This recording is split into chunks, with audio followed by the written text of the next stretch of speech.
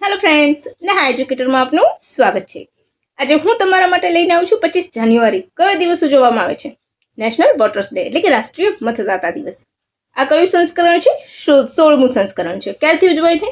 તો પ્રતિભા પાટીલના સમયમાં એટલે કે 2011થી આ દિવસ ઉજવવાની શરૂઆત થઈ હતી। કેમ ઉજવાય છે?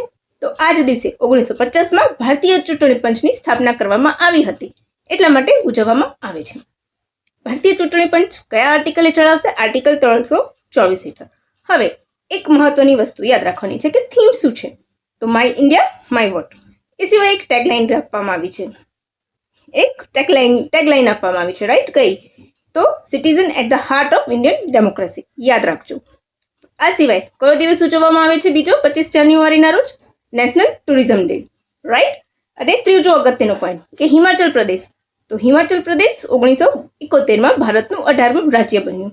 હવે તમને આ બધી જ માહિતી વિડીયોની જે મેં અત્યારે ઇન્ફોર્મેશન આપી છે એ બધી પીડીએફના સ્વરૂપમાં જોઈતી હશે તો હું 27 જાન્યુઆરીના કરંટ અફેરના વિડીયોમાં તમને આ બધી જ માહિતી ટોટલી તમને પીડીએફના સ્વરૂપમાં મળી જશે। તો નેહા એજ્યુકેટર સાથે જોડાયેલા રહેજો।